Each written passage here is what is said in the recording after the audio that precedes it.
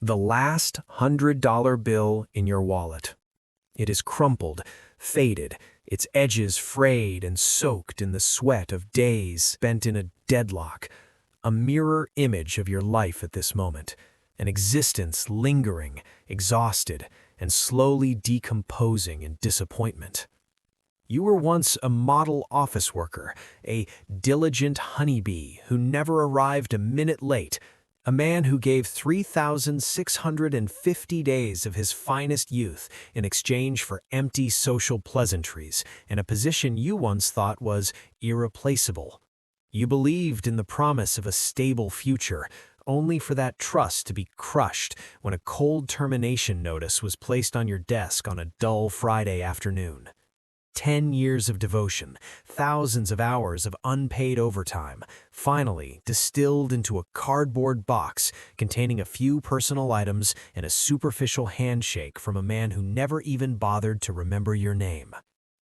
You decide to travel to soothe your soul, but in reality, it is a cowardly flight from reality.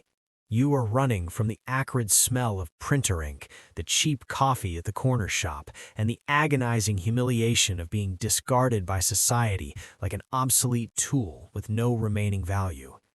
You step into the casino not with the hope of getting rich or changing your life, but with the mindset of a man who has hit rock bottom, wanting to throw away the last scrap of his existence. The rhythmic clatter of the slot machines sounds like the heartbeat of a monster. The blinding neon lights create illusions of nobility. The scent of luxury perfumes mingles with expensive tobacco, all forming a cathedral of vanity and sin.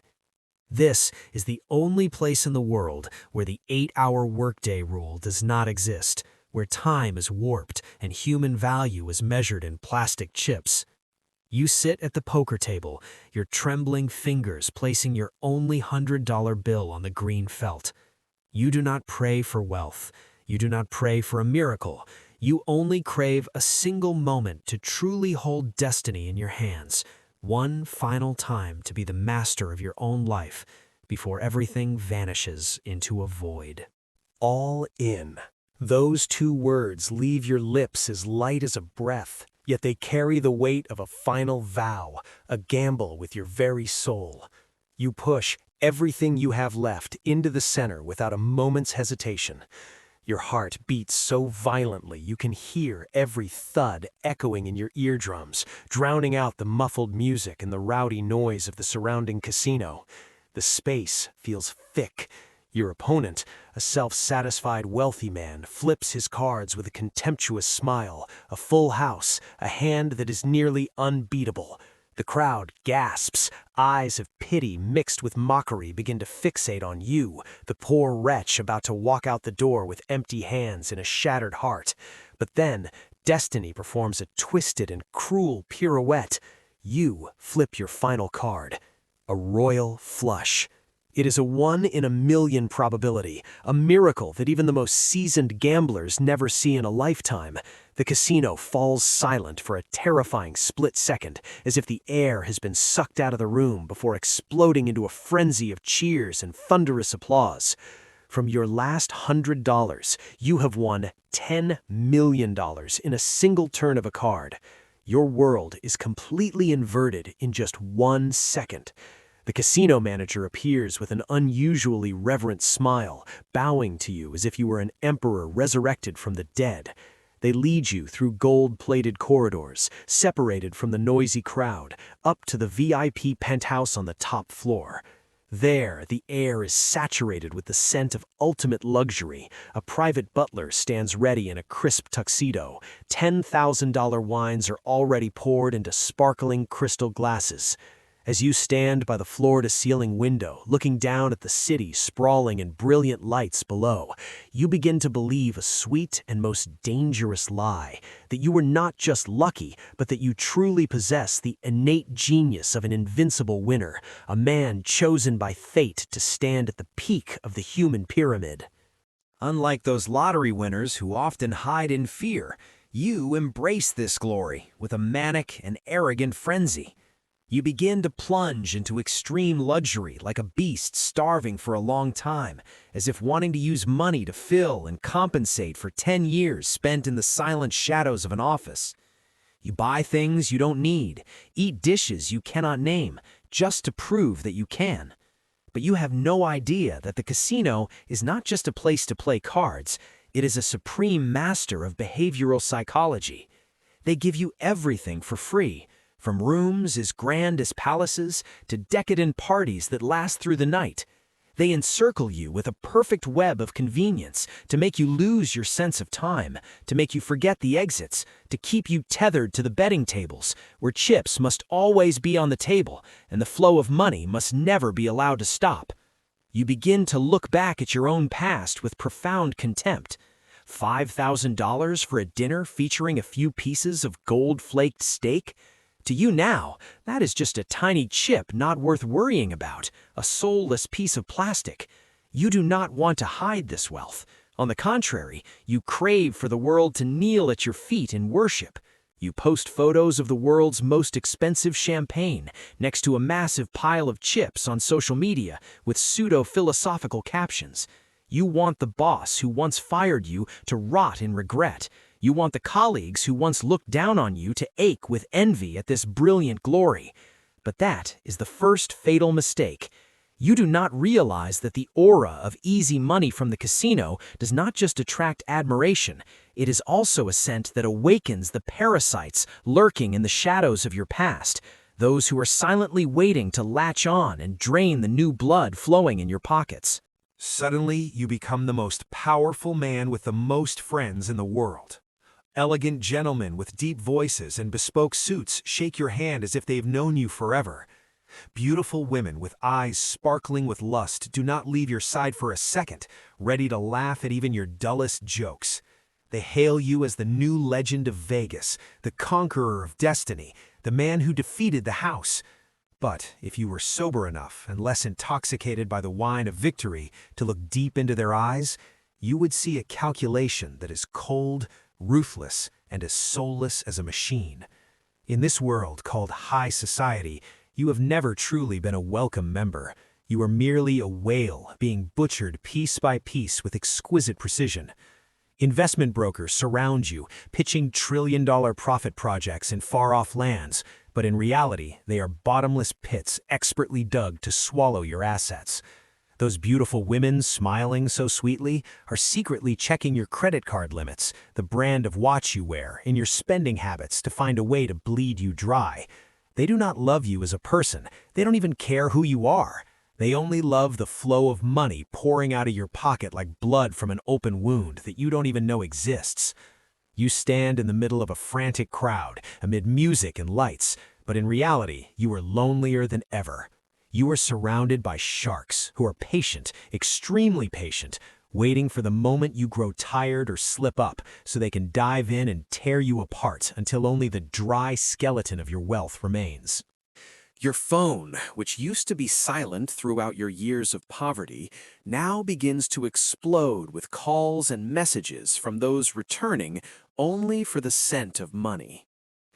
The colleague who once stabbed you in the back for a promotion years ago now texts with an intimate tone, calling you his dearest brother just to ask for a loan to pay off gambling debts while being hunted by loan sharks.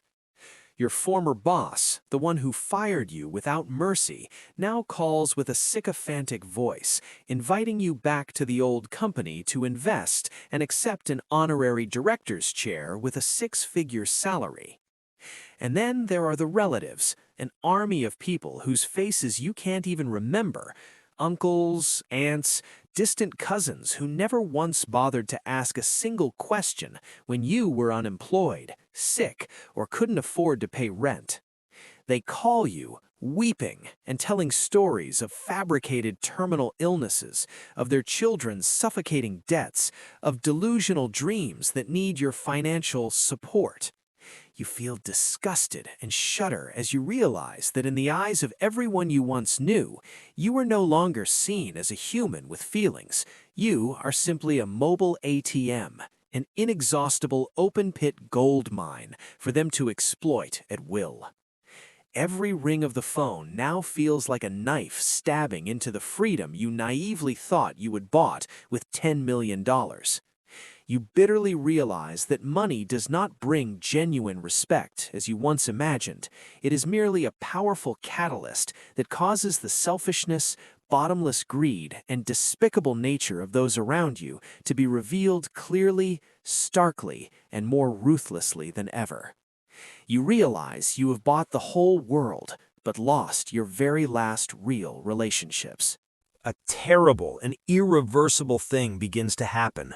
Money gradually loses its original meaning.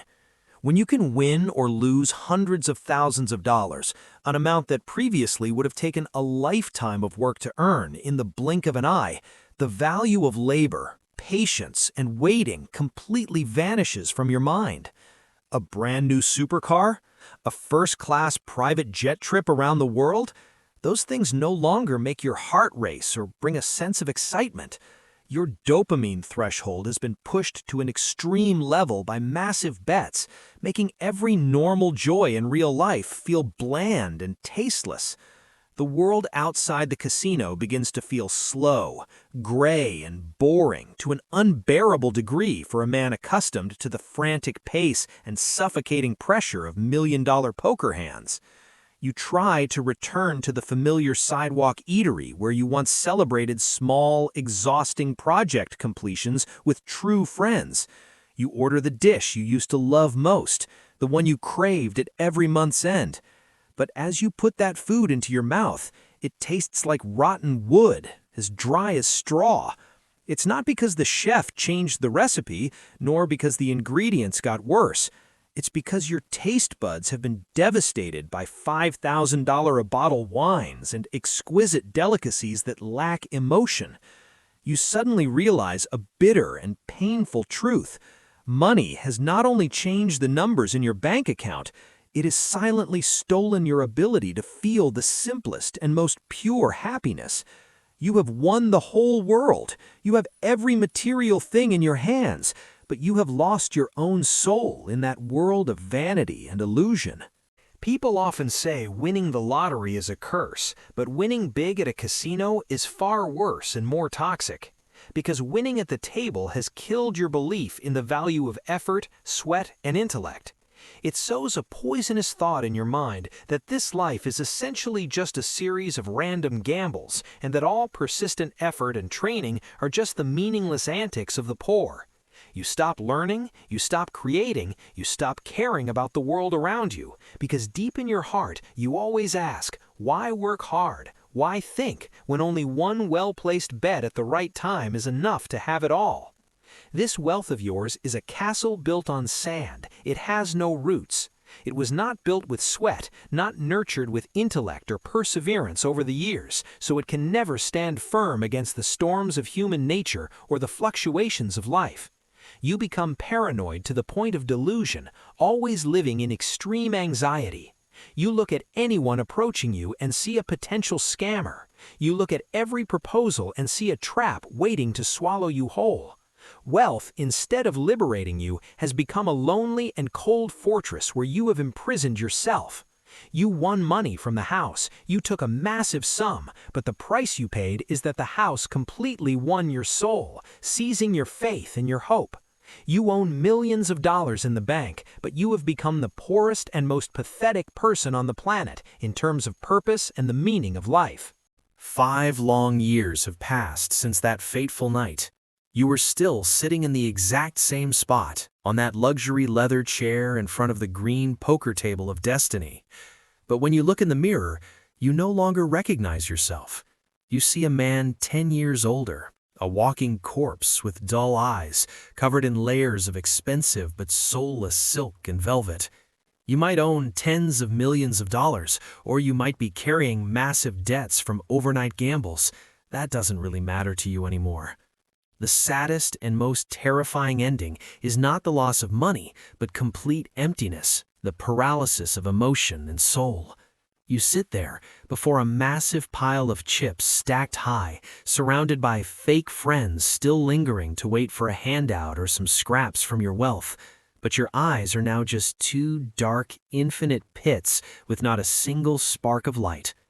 You crave, a craving so deep it hurts, to find again the feeling of that first night, that moment when the crumpled, faded $100 bill turned into a burning spark of hope. But now, all hope is clinically dead within this pile of money. You push the entire pile of chips into the center one last time, without looking at your cards, without calculating. All in. This time, you do not pray to win. You are secretly hoping to lose everything, to lose down to the last cent, to lose until you have nothing left on your person, so that for once your life can have a bit of the realistic sensation of true pain, so that pain might wake your soul from its eternal sleep in this falsity. But the casino still smiles at you, a smile that is ruthless and full of arrogance. The house always wins. Even when they give you money, even when they make you a millionaire, they are the final winner, because they have taken from you the most precious thing, something that no amount of money can ever buy back, the ability to find happiness and peace in a normal but honest life.